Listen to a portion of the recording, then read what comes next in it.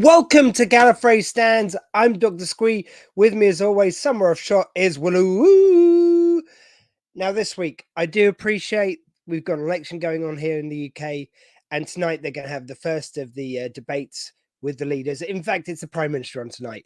So I do appreciate you could have chosen to spend your evening listening to two middle-aged men just drone on. And I'm glad you decided to do that. As I welcome my guest for tonight, it's my friend and yours from the High Council of Geeks. It's Captain Jack. Oh, if I can add him to stage. Jack, how are you doing? Not bad. How are you? Very well, thank you. And yeah, I like to think we're offering people a respite from all political turmoil to just talk a bit of Doctor Who, which, of course, as always, has got political. And of course, it has £2,000 of unfunded tax per household. Per episode of Doctor Who, I think that is, isn't it? God, if they could manage to blame the woke Doctor Who for this, they would. Well, before we get going, in tonight's debate. Yeah, I'm positive.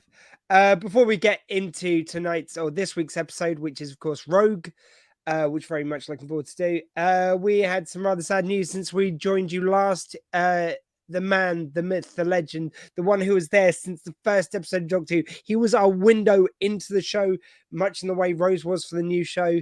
I talk of none other, of course, than Ian Cheston, Mr. William Russell, pictured here with a young, handsome bloke in the picture. Of course, I'm holding it, looking a state, whatever I was going for with that hairdo. But yeah, this when I got to meet him, like this was at least 10 years ago. And like, and I mean this in the best possible ways. Then he looked kind of like, oh God, I'm trying to find a nice way of saying he looked quite elderly then. Well worn. But when you came up to him, and this is my point, because like he was 99 when he passed away, and he was still doing, I think he just about stopped doing the conventions and just about stopped doing Big Finish, but right up to very recently before that, he was going to the conventions. He was making time for people. When I came over, usually at events like this, it was kind of one of the Comic-Cons, I think it might have been, it was either London or it might be Cardiff. It was one of the kind of Showmasters ones. And usually the deal is at events like that, essentially you go up, you ask the nice guy who's looking after them to ask them if it's okay if you interview them, and they'll go, sure, you've got 5 minutes, stand there, do it before someone comes, and if anyone comes, then stop doing that immediately. And I went up, like, and they're going to say, oh, sure, if it's okay by Ian. He goes, yeah, that'd be great. Yeah, sorry, not Ian, by William. And he goes, like, oh, is there not a seat we could get for you? Maybe I could come around here so the sound's a bit better for you. And he's just making all these accommodations. And when people came, I was like, oh, well, we better stop so you can sort of do signs for them. He's going, oh, I'm sure that'd be fun. You don't mind waiting a minute. You go, no, this is great. We can listen to it, like, hear all about you. And everyone kind of got into it and actually created a lovely vibe. But it's like, it was just so nice and so giving. And I must admit, I try and avoid this question, but it slipped out of my mouth, the question of like, geez, can you imagine all those years ago that it would come to this? And it's like, it's such a hack question. But for some reason, it really felt fitting because he was like, as I say, he was there right from the first episode of Doctor Who. He was our window into it. And he just kind of been nice. We even talked about being in James Bond as well, in 007. Just what a lovely guy. I don't know if you got anything to add to that, Jack. No, one I never met, actually. Never attended any conventions I went to, but yeah, all the interviews I saw over the years just looked like a lovely man. Yeah, and I think it is because of it was such a kind of, well, compared to what we know Doctor Who to be now, it was such a different setup back then, because you did have the elderly doctor that was kind of part of it. Was he was the older wise man who was kind of controlling everything, but for that you had to have younger kind of younger companions running around with him. So you got, obviously Susan was the one who'd run into danger and kind of would be exploring everything, and the teachers were the sensible kind of grown up ones in the room, but not so grown up that they were having trouble getting around the place. Yeah, And despite there was probably a little bit of sort of sexism kind of written into the idea that you had to have Ian there to take charge, because obviously Barbara as the woman couldn't do yes, that, but it the, was the so well done. dashing man.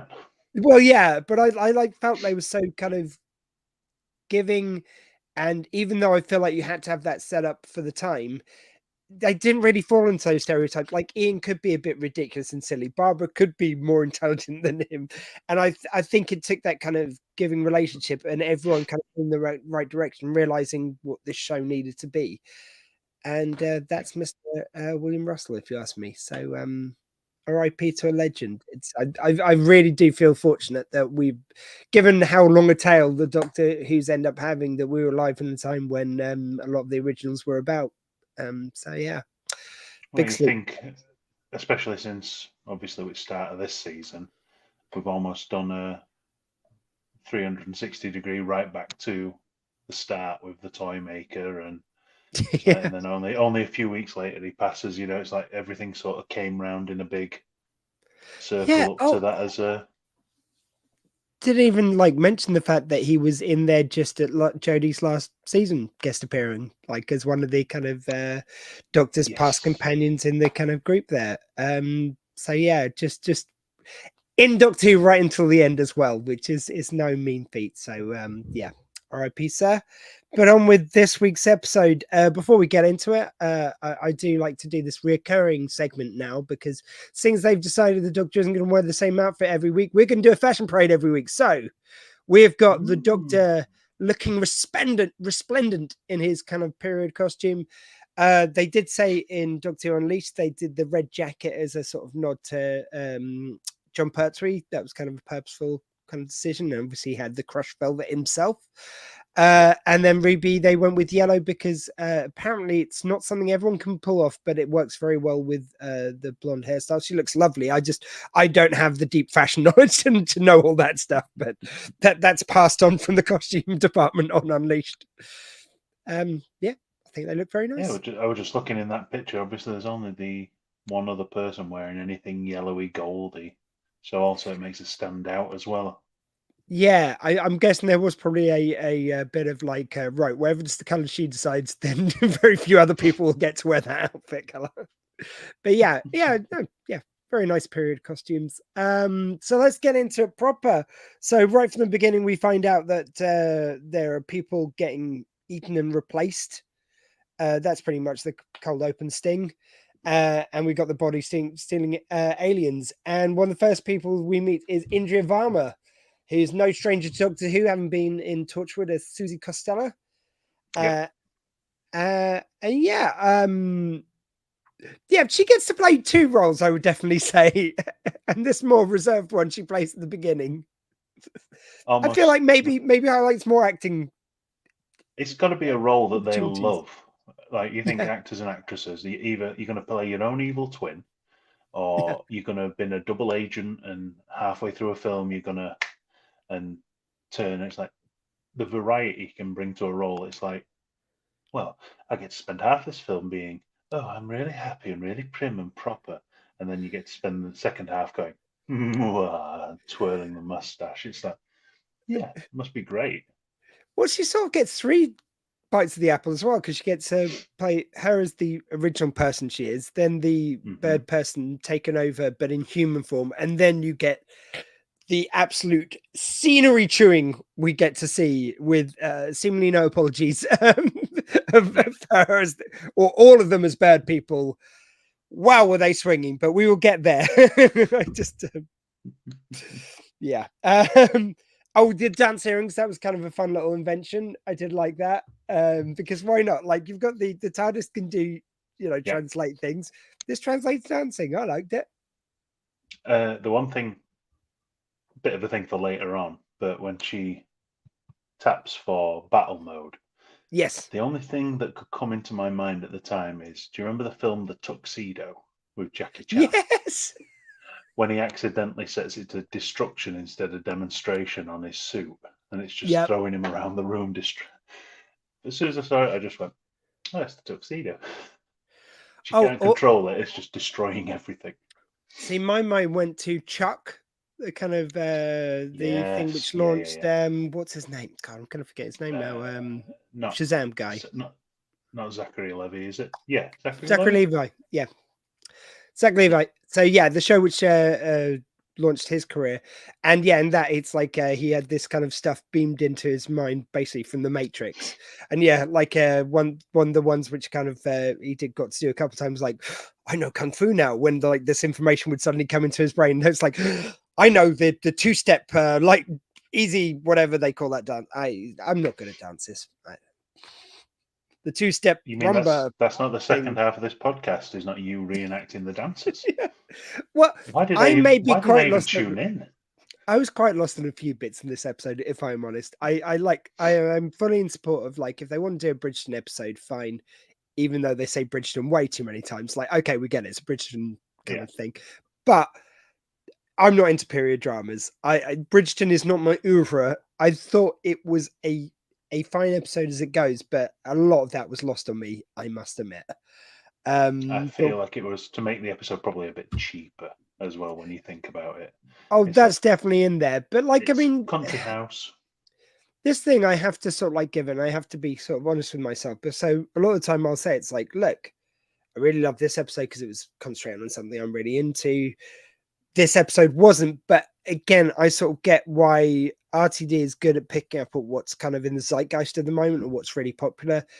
Bridgeton, Strictly, all these things are really huge. So it's like I sort of can't blame him for tapping into these things, which are going to give Doctor Oh, Who a longer life, even if this particular one may be like, I'm like, yeah, Bridgeton, sure. well, it's Right like over that the with head. With the American audiences as well that are tuning in. Bridgerton, massive over there. Yeah, Downton Abbey, massive over there. It's like they love Dancing with the Stars. You know, it's like, it works for them just as much as it does for us because it's so international now. exactly. So yeah, it is him just having so go. Oh, by the way, sorry, before we continue on with the episode breakdown, did forget to bring this up top just because we have got the ratings in. So ratings have been doing very, very steady for this series, I've got to say. So it's between 2.6 million, oh sorry, 2.60 million at the beginning of the series to 2.112, which as a drop is very modest. And if we look at the kind of plus 1 week viewing figures, it was 4.01 for the first episode. And last week, which we've now got the consolidated figures for, it's 4.06. So really, it's not doing Yeah. badly. It's got to be Looks like said. we're hovering about 1.5 mil down on the end of Jodie's, I think, after consolidation on Well, the last and look. that I think only for the last kind of episode, like most of her run was like they had for the Sea Devil episode, they had it on the worst viewing figures Doctor Who had ever gotten, even with consolidated working in, it wasn't sort of like really gaining the figures back. Whereas this one is keeping pretty steady to where kind of the viewing figures were over Jodie, which you've got to always realize for every series for live TV, you're losing figures, even on the +7. That used to be the reliable thing, but now a lot of people are waiting for the full series to binge catch up. So the fact that it's kind of kept up with last series is actually really good. And there's I so many couldn't people who are trying to believe. use it as a dog whistle because they don't like it. It's like, Oh, I know, I I know. mean, if under Jodie's time as the Doctor, if the viewing figures had been steady, I wouldn't have denied that just because Jodie's era wasn't really to my liking. It's like they're either are good or they aren't. And Flux, I believe, saw a bit of a rise, as did the kind of like last episode. So they did some stuff to kind of reverse the damage, but those were more arguably just falling and like they fell over the course of the series, which is more your kind of thing you want to look at. And also where it I couldn't appears in believe. the thing. I was on the same website where you got the figures from this Yeah, morning, Talk to actually. TV. Yeah, that's the one. Give And 'em a going shout. back, Yeah. I think it was only a couple of years ago. We're at 10 million. You know, That's towards quite a the few end. years ago, I believe. It wasn't as far back as I thought. I think it was 2019. I'm not sure. I No, thought that it had go been the end of because Capaldi, it won't was it? yeah, it wasn't Capaldi's viewing figures weren't that high. Well, I thought I that. remember they weren't. So I don't know. That was I'd on have to look at the chart. consolidated.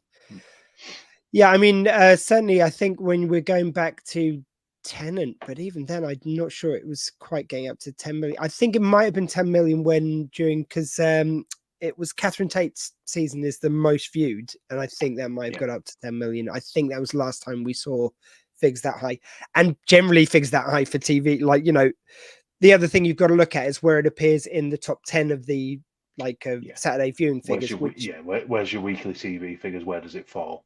I mean, I will say it's at least in the top 5, I believe, for every week so far, and usually Yeah. right up the top. I think it was number 2 for the first kind of few episodes. So yeah, Doctor Who's in a fine place. Just Yeah. Again, you can say you don't like it. I'm not asking anyone to like it or not. Just don't pretend things aren't like as healthy as they are because you don't like it.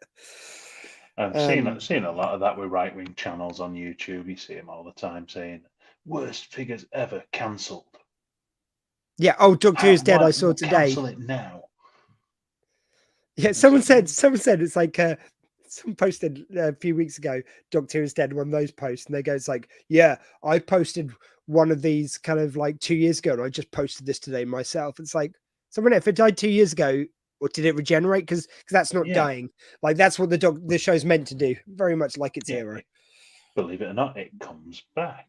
Yeah, it's. I think yeah, maybe they just really misunderstood what regeneration is. Oh, it was a nice bit with I did like don't accidentally change anything, like something like don't accidentally invent tarmac 20 in 1902. I let you get away with me. I let you get away with me. I've got 1912, but I might miswritten it. For fuck's sake. Right. Don't accidentally invent tarmac. 1912 kind of got away from me. There you go. The reason why I made note of that, I did like, it's just something I've noticed this one, which I think is an ongoing theme. Most of the doctors do that kind of like thing of just being brag, like, you know, just humble brag, dropping in a kind of something from the past which they've invented or they've done. And usually the companion just rolls their eyes like, oh, fuck, this again. Whereas Ruby, I like the fact that she, like, as she's getting dragged away, she's like, oh my God, you're not going to get away with another one you don't tell me the story about. Like, it's like she always just looks annoyed that she's not getting the story because he says it just as she's been dragged off. And I sort of get the feeling that might be something that they're doing in the TARDIS, just taking the piss out of each other like that. And I kind of like that. I like it whenever they manage to do a new vibe on something which is so established in Doctor Who, like him, as I say, boasting about inventing Tiddlywinks when he was back, like, playing Julius Caesar at drafts and, you know, blah, blah, blah, blah, blah, blah, blah, you know. It's like, I think one of the best ones always were Tennant dropping about Elizabeth I. And I made about 5 references, and then they finally paid it off in the 50th anniversary. Where, yeah, he did marry the Virgin Queen of England. Yeah, no, it's very nice. I did just have a quick look back, by the way. It was 2018 to 2019 ratings, 10.96 million for the first episode on the 7-day. I'd have to look which one that was. Wow. Does it say the episode name? Lowest that year was 6.4. Series 11, episode 1. Who was Series 11? That would be Jodie. So the first episode when she regenerated and did CAE. Oh, no. No, sorry, is that series? No, that's series 13, I think, actually. No, it can't be 13. I don't know. I've lost track. I think it might be one of the specials or something. I've got a feeling. Yeah, but anyway. I was just looking there. There's one that has all of their first episodes ranked by how much they got, and they all got about 10 million. Oh, okay, so every introduction got nearly 10 million dead on. So there's 10 million Doctor Who fans who always tune in on the first episode. Oh, I like the fact we've got Ruby gets to put down the like she first of all she gets very taken with like, oh, I'm going to meet some suitors. Then the guy's just a dick, so she's going to say, I'm not such a tall glass of water, then more like a half of shandy, which I thought was quite good. Just that face when it just drops, and she's just like, "Ugh." Yeah. Just very nice. What does she call him? Half a shandy, because he goes, No, oh, no, you. not that. When she walks away and it says something about you're a bit of blue cheese Oh yeah, or yeah. No, something yeah, like you're that. still Stilton. Mr. Stilton or something. And then he goes, what's a Stilton? She goes, it's a very difficult cheese. Which I just thought was a lovely kind of something and nothing line. Yes, and we get Susan Twist's cameo in this one. This time as a painting of the late Duke's mother. Any theories on Susan Twist? I've got nothing at the moment, I've got to say. All I can theorize is that there will be a twist at the end, because there's always a Because there's twist at always the a end. twist at the end. And sometimes a musical number that doesn't fit the episode at all. But Well, anyway, that as well. yeah. I have no idea, And this is unless our kind she's of going to be Ruby's mum. see. I don't. Yeah, I just don't know how you do that so that it's like. I'm still annoyed by her name because, like, even though you can look back on IMDb, you can look back at all the records, this woman existed before, but I still somehow, some part of my brain's going, it's like, yeah, but she's Susan. She's got to be Susan with that name. There's got to have been something that they've engineered so she's Susan. Right? RTD has actually gone back in time and made this woman's name Susan Twist. It's the only explanation. It's got to be it. Yep, it just always fits. I mean, I would actually believe that RTD put in the bit in Devil's Court about Susan because they'd hired that woman to be in it, and he's going, brilliant. This will keep him guessing. Yep, we'll do that, and then we'll add that band in as well that we were talking about. That she were listening to in the first episode, the Christmas episode. It's like, yeah, we've just got it all together now. It's been the longest running payoff in television history. My grandfather was working on this in the minds of BBC television for years. I mean, this would actually make a really great episode. Oh yeah. A very enterprising executive working on a TV show actually develops time travel to add more twist to it. I just like the idea that it's been a family secret of RTD that his grandfather and father slowly engineered it over the course of decades. Yeah. It's like we've placed top people in charge. There was a few years we had to put Attenborough in charge just to keep it on the rails. And obviously, it was all done to make Doctor Who gay, which we know was the agenda from the beginning. Obviously, Of course, obviously, and black because and black. Yeah. Yeah. We've got Jonathan Goss as Rogue coming into it. Doctor meets him giving tips for brooding. Thoughts on Rogue then and Jonathan Groff? I mean, I thought Jonathan Groff played it very well and everything, but I must admit, watching the Doctor Unleashed, they did say that they purposely want to make him an introvert where the Doctor was such a big extrovert. I found him a bit dull though. Like, I don't know. Like, I was thinking all the way through. It's like, well, is this just where I don't get period dramas and this is always the tall, dark, and handsome guy? Like, am I just missing an archetype because I don't watch that kind of thing? Maybe it really fits with the whole Bridgeton vibe. But as someone who's a Doctor Who watcher who doesn't know Bridgeton, he just seemed a little underwhelming. Like, again, what he was given and what he did was great, but I want him to have more already. See, I had the thing of, I mean, I said this quite quick after I watched the episode. Yes, it seems like they're trying to set him up as the new River. So the Doctor's love interest and everything. Well, River meets Jack. Why did they just turn Rogue into Jack, but less interesting? I get the feeling there probably was an element whereby it's like, right, we know we really can't get Barrowman back at the moment. Like, no matter what people might think of it, for what he did, getting his gear out on set, even if it was just joking, it's been sort of like agreed that he's not really very tenable to be on the show at the moment.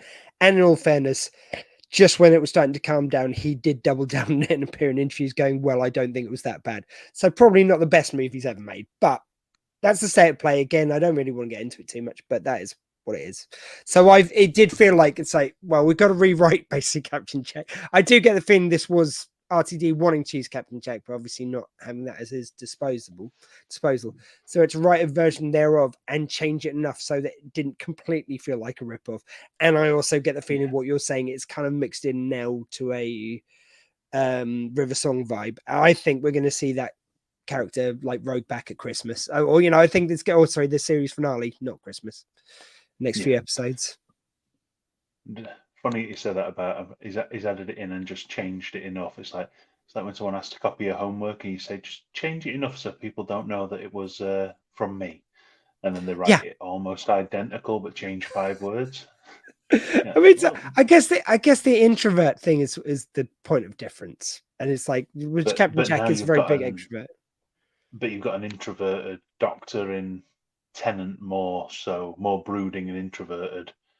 So, here's Captain Jack, who's going to be exuberant and all that. It's like, oh, now we've got a really exuberant, energetic, flamboyant Doctor. Well, you can't have the same. It's like it'd just be like 2 poles of the magnet that just butt heads and fly off. It's like, so now you need the brooding, which is fine. I don't know. Space cowboy. I just didn't get the feeling of enough to hang my jacket. Like it seemed like the Doctor doing all the work in the relationship. I don't know, just like he was doing everything to chase this guy, and eventually this guy gave him a crumb of approval. Yeah, and also then it was suddenly it didn't feel earned when they had the kiss. See, I was okay with that. I just it was the thing is, it would have been okay, but the way it did it as this, it's a big romantic gesture. You've known him for 3/4 of an hour, and I mean, again, this is Doctor Who time. That would be fine, but I mean, for me, like, I kind of get what you mean, but for me, it's because he was so quiet and so withdrawn and so kind of like brooding and everything.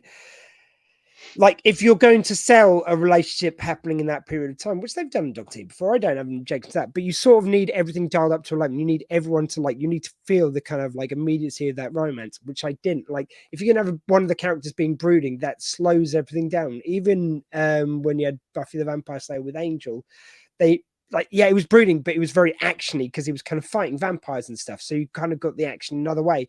This guy's action is kind of dancing a bit, which is lovely dancing. Don't get me wrong; it was a beautiful scene, but it's like it's not what's going to bring the fire to it.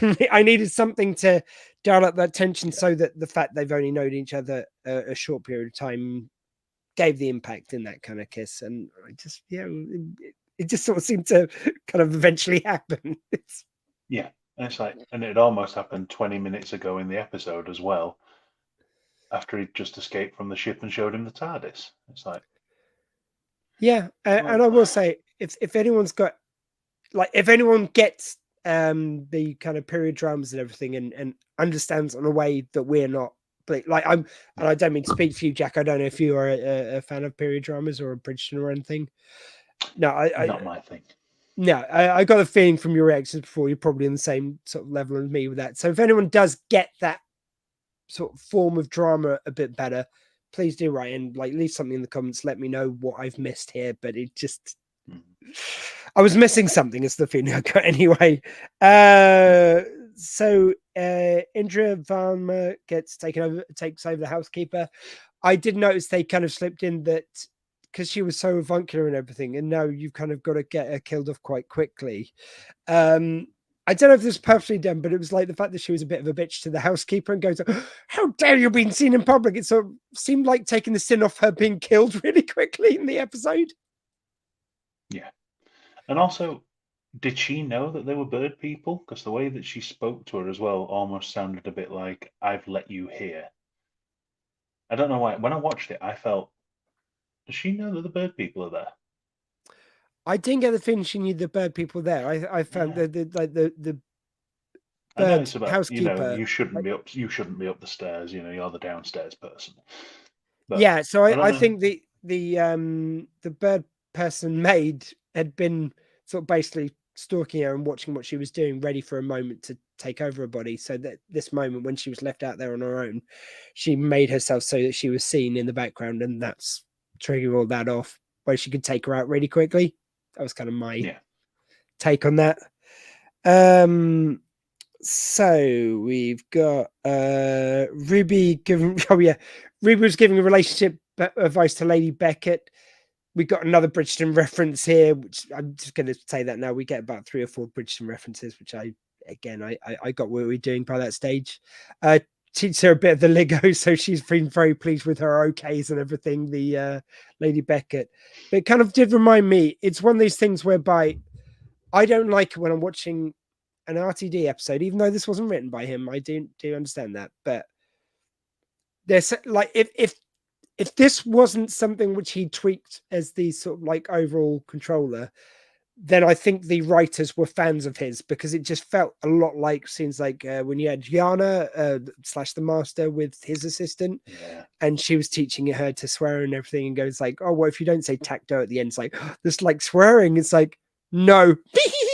And like there was also the scene in the first series when you got not Gwen Cooper, but Gwen Cooper's ancestor, and Rose is with her, and talking to her, like being naughty and stuff. Like it seems to have a lot of lineage, this scene, let's just say. Yeah, the companion has to break some cultural norms with people for a bit of a laugh.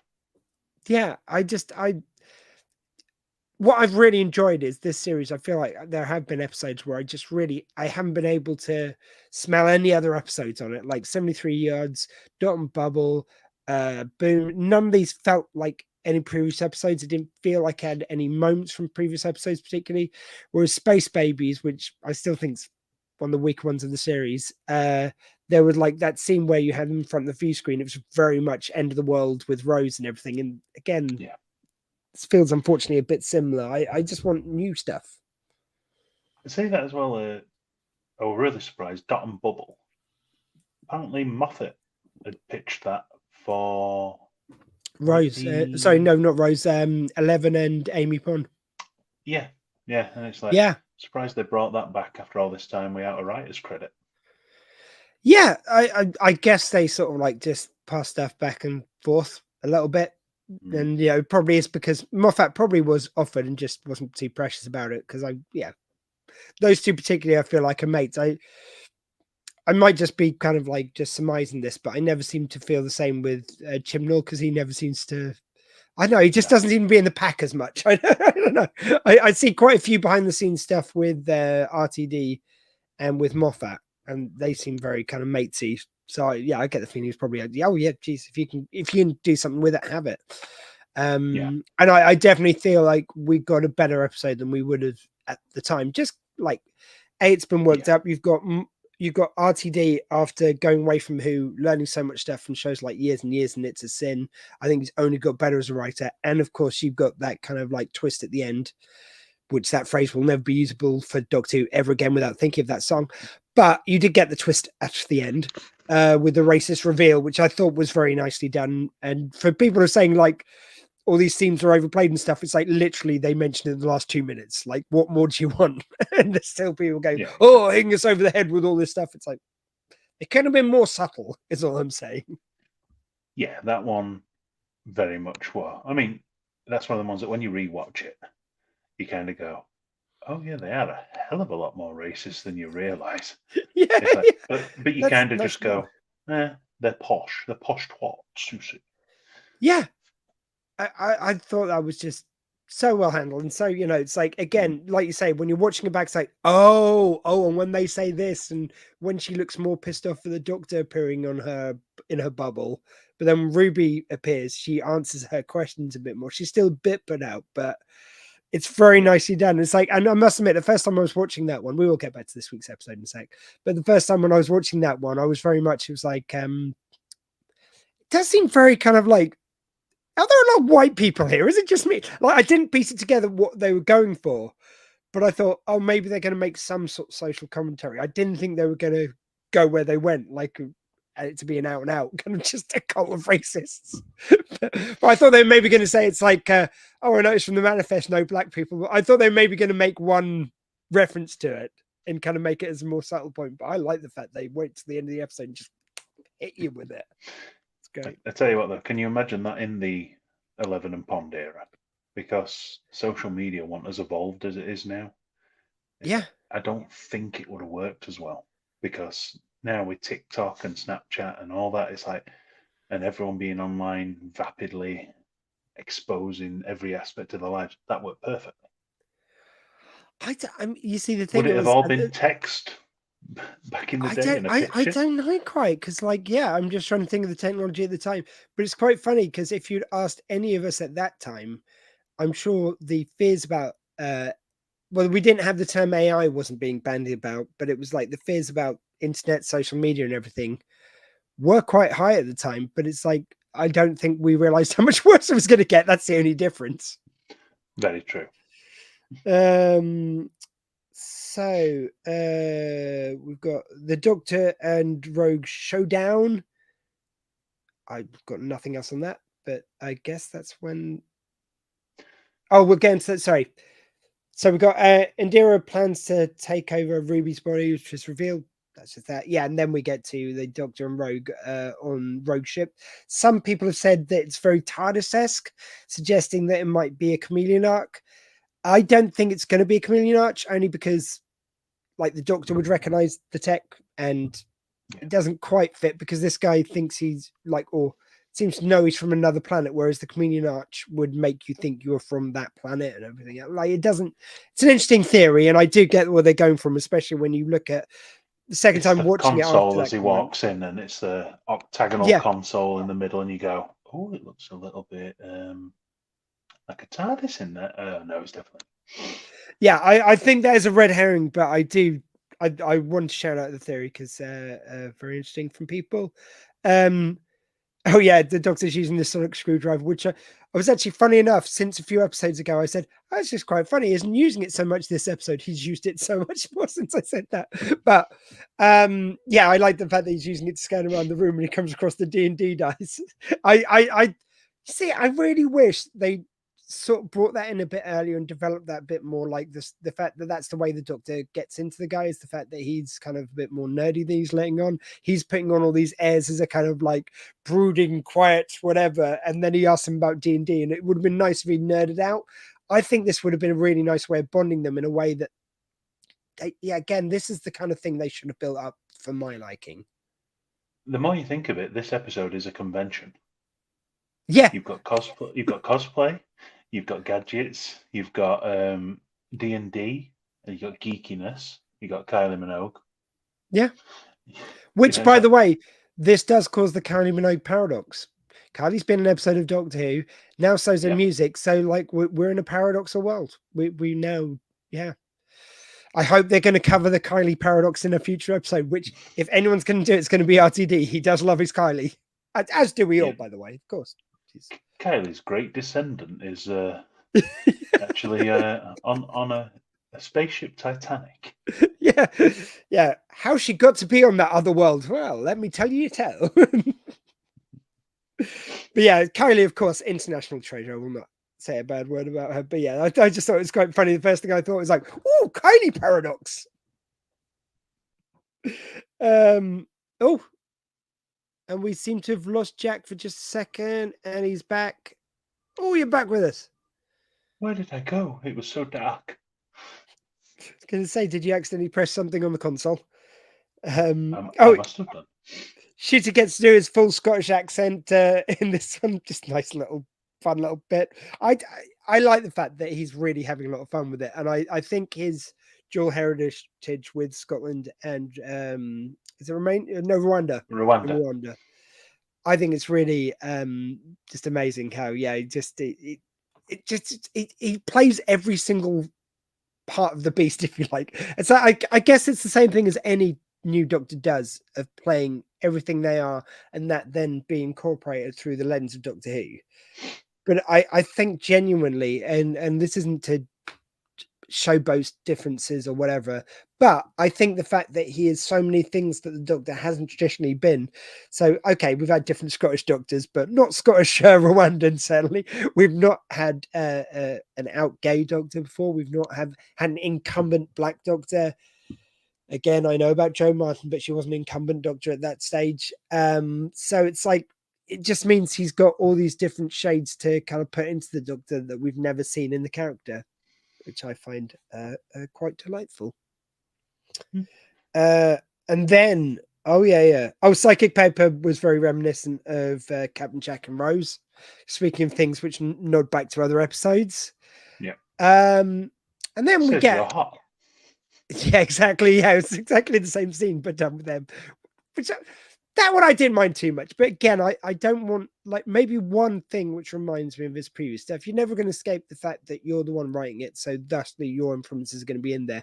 But when the scenes are so comparable, at most I want one of those. But then what we get is what we've seen so many times. We get the shot of all the different doctors floating around because the Doctor's done something and he's got to show off who he is, or the Daleks in some episodes have worked out who he is. Whatever's happening, it's all the Doctors scene with the great nothing surprising or nothing weird. Just the old Doctors and just Richard E. Grant. What's Richard E. Grant doing there? Why is Richard E. Grant doing there? Why is Richard E. Grant amongst the Doctors?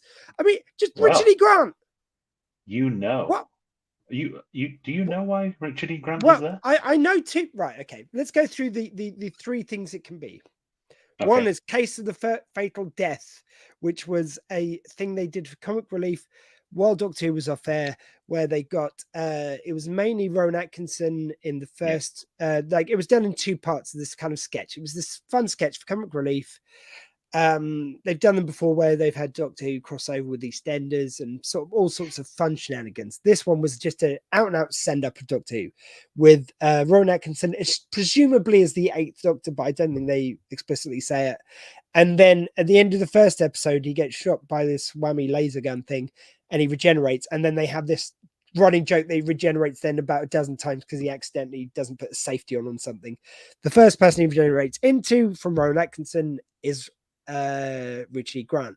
So that's theory one. I'm going to poo-poo this one. I'm going to say it's not because the Fatal Death Doctor, because that's a parody. We don't need to make everything canon. I'm sorry, people. I know there's people who are going like, well, actually, Joanna Lumley was the first female Doctor. No, she was a parody Doctor. It's like saying Lenny Henry was the first black Doctor, who, funnily enough, did actually have an outfit which kind of reminiscent of Shooty's. I think for the same reason of it was very much a black exploitation kind of shaft kind of cop outfit, and I think those kind of references probably bled into the choice of Shooty's primary outfit. He wears with that long coat. It looks like the Shaft style detective kind of coat.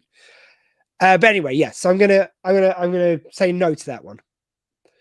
And of course, there's the other one, which is the Scream the Shulker, which was done for the one of the anniversaries of Doctor Who while it was off air. I think it might have been the 40th, 45th. But anyway, you had again Richard E. Grant. Obviously, they were very keen on him as the as a Doctor. They had him as in this audio drama as the Doctor, which also saw Dirk Jacobi for the first time playing the Master, because he was and it turned out to be a robot version of the Master, because the Doctor had killed the Master in this timeline and replaced him with a robot version.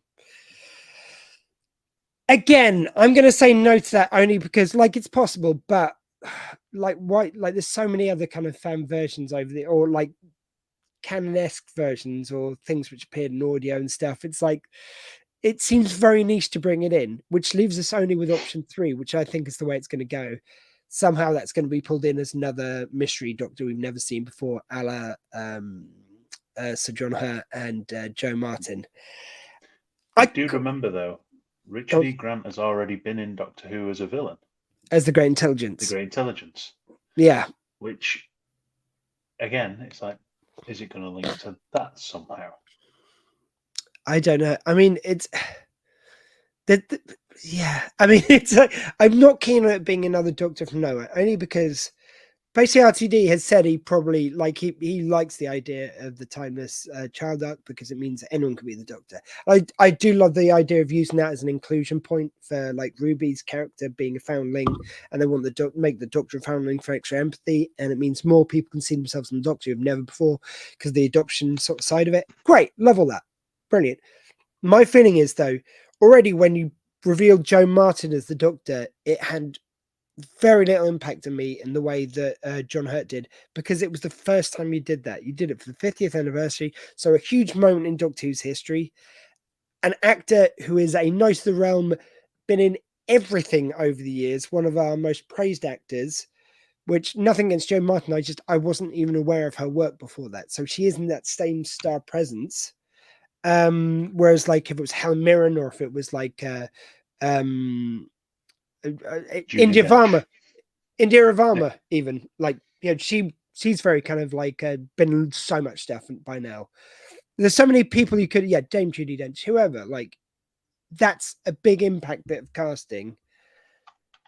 So you haven't got the impact casting, you haven't got the event around it. I mean, obviously Richard E. Grant, huge actor, in very well known both in this country and internationally, so he would have that. But I don't know, just the more you play that, the more it's like, well, it's like the rate they're churning out Doctors, it'll be like 23 appearing on screen every time you've got multiple Doctors. It just, for me, I know we're getting a new Doctor every 3 years just about, but like, it waters it down for me. Like, it is special being the Doctor. If everyone's the Doctor, lose a little bit of that for me. Yeah. I mean, we've also got the fact that, you say, well, what if we have another one like Joe Martin? And like you said, we don't know how many regenerations he's actually had because he's the timeless child and blah, blah, blah, blah, blah, blah. And yeah, it will water it down severely if they just keep going, well, actually, this is his third set of 12. And they're all slowly uncovering as something gets unlocked. And it's like, well, no, I'd rather see the future of the Doctor rather than these hidden pasts. It's like, yeah, you can go to any point in history, but then you have to pretend that this Doctor doesn't know about Bad Wolf and Rose and the Time War. It's like the Doctor doesn't use guns, and Joe Martin's going, since when? Yeah. Why go timey-wimey? Why do I'm going to need Star some Trek really thing good of reason. make a prequel? I'm just going to need a good reason why, like, he's the Doctor. And I don't know. I mean, it's even possible.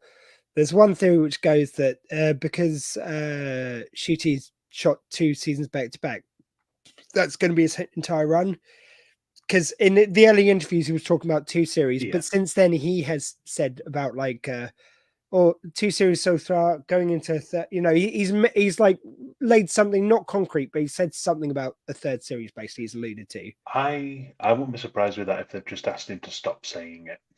It's possible. It's possible because either he keeps way. saying he wants to go back and do a long theatre run, like a year in the theatre on a production or something.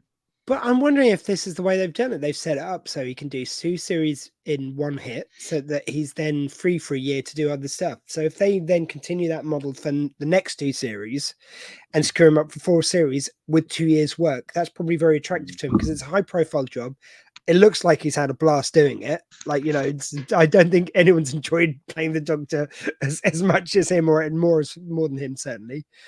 So I think there is a world in which he would do it for, I think it would only be another run of shoot another run of episodes. Where did he come in the pictures? They weren't in order. They were definitely not in order, and I think that was purposeful because you had it seemed like all the old Doctors, like all the older actors who played it, seemed to all be together, and like you had Jodie next to like Sylvester. They were certainly mixed up. Yeah, so, I was just thinking then, are they trying to say that he's actually not this Doctor's regeneration, but he's 14's regeneration? Oh, that's interesting.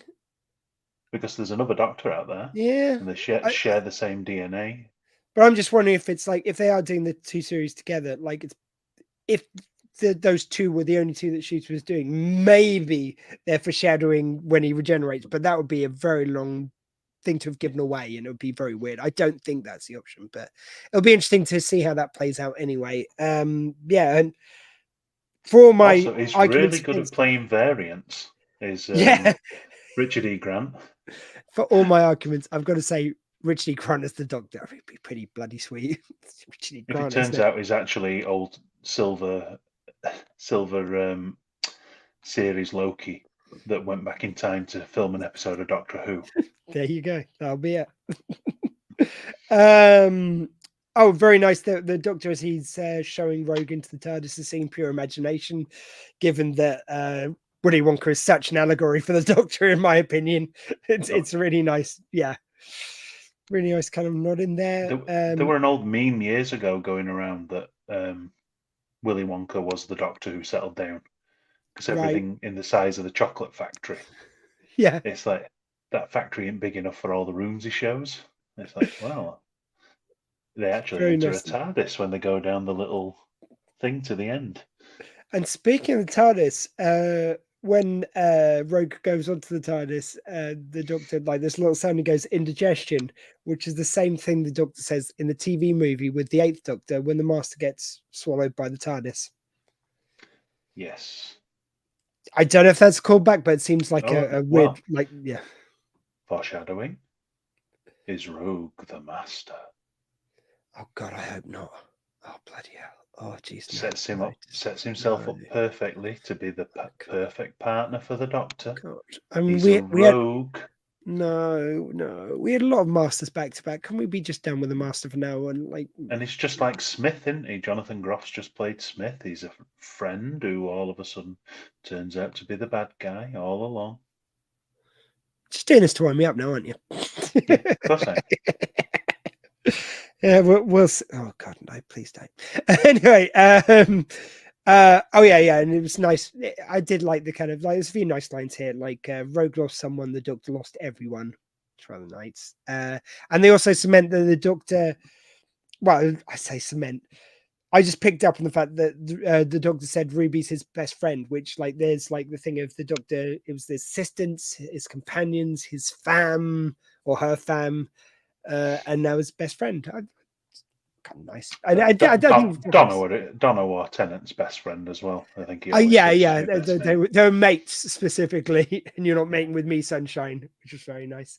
But yeah, I kind of like that, and it does really fit the model I've got from this, and this kind of really fits people I know who are in these kind of like this friendship of like seems like a gay guy and his female best mate, and like that is an archetype of a friendship, and your gay best mate who kind of like is always that enthusiastic kind of one, always great with the relationship advice, and like those angles which they're picking up from just a normal everyday gay lifestyle, but something which a lot of people maybe haven't been exposed to before. But like if you've ever seen those relationships, that is what that relationship is, transposed onto the Doctor, which is just great. And again, it's just another thing they get to play with that the Doctor's never got to be before. So I did feel like it fell a bit victim to the gay partner syndrome, though. You know, when a gay partner appears, then the mate gets left behind. No, who gets killed? It's like a gay person finds happiness, they kill off the partner. It's like like in Buffy with there's no reason to do anything, but we'll kill Tara because that could set off someone. And it's a very well-known trope that in films and TV shows, when there's a gay person, their partner tends to die for emotional like progression in the story. I mean, in fairness, I'll only say that with Doctor Who, you sort of like, at one way or another, you either kill off the love interest, gay or straight or whatever, send them to another place, which they've done at the end of this one, or they have a reason why they can't be together all the time, like with River and him. No, for this one, though, I'm on about his partner. Oh, his partner from... But we never meet him, so I think that's... No, but... He's a widow, or like certainly lost someone who he loved. I'd argue that doesn't really fit that mold. I don't know. I get where you're going. Yeah, one of them. You didn't need him to have a partner who died. I just thought that was a great point of empathy between him and the Doctor. So it's like, yeah, you lost someone, I lost fucking everyone, and I amongst I felt an under kind of like developed romance. I thought that was actually something which was a good bonding thing. I if anything, I just wanted more kind of like things for them to bond over, or more kind of crazy mad energy for them to kind of like get caught up in the romance of it. Yeah. Whereas, yeah, again, like maybe it's just if you've watched period dramas more than I have, maybe this is just the sort of like pace of romance that you're more used to. But it just, yeah, it just Mr. reminded me why I Darcy. don't watch them. It just reminds me why I don't watch things like Mr. Darcy. Yeah. Oh yeah, and they have a nice dance together to create a scandal. I did like the fact that it's like I don't see how us dancing is going to cause a scandal. Oh, honey, trust me. And it's like I maybe felt like that RTD was having a little bit of fun with the audience at that stage, and maybe having a little poke at the bears, which might be a bit offended at having a gay relationship in Doctor Who. I did quite like the introduction scene before that as well. When should we really be talking to these people about? Oh, Rogue, Ruby 2024, so and so 1850. Yeah.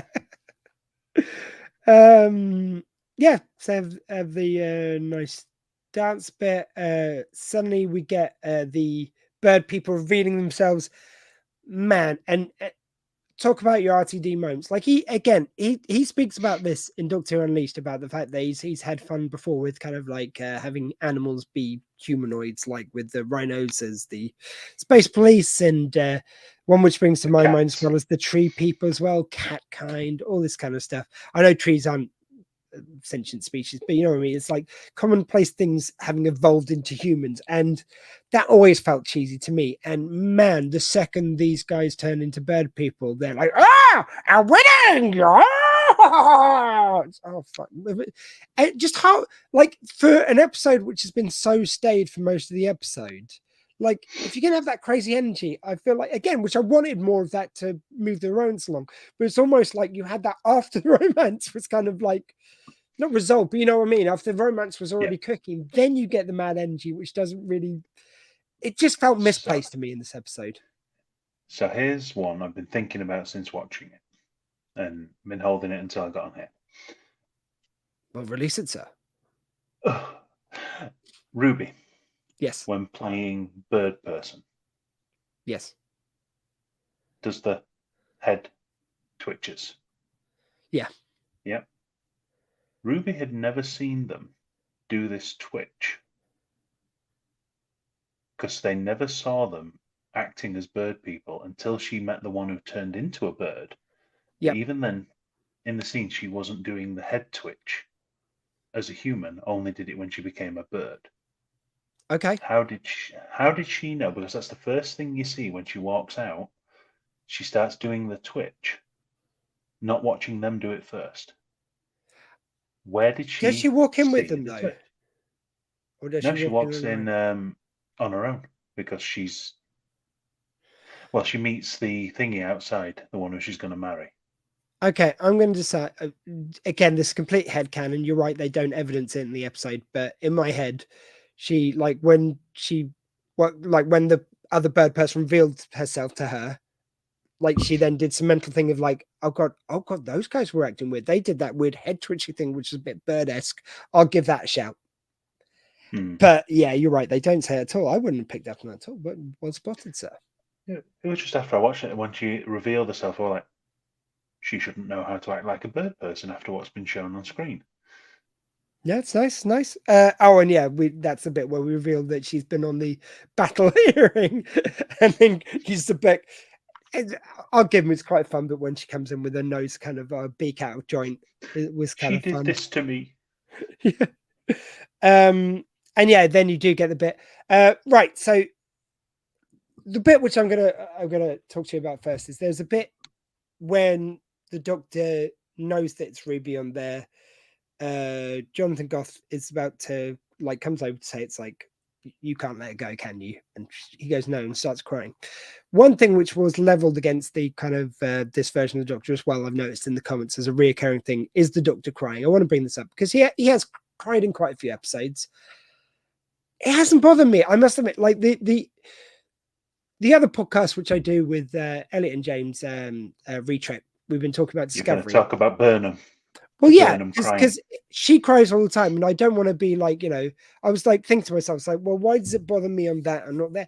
I think it's just because Burnham does it like in the middle of the action sometimes, when they're in the middle of doing something, like where she is the captain and she's got to be given orders, and it prevents her from making action.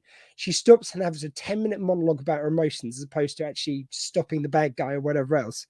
Whereas the Doctor doesn't. Like, when he was on the landmine, he was standing on a landmine. I think crying was okay. Like, the crying did not distract from what he was trying to do. He was just processing his emotions. And when we brought in this Doctor, it was all about him splitting from the other version and being able to process his emotions better, because the Doctor just let them build up on him.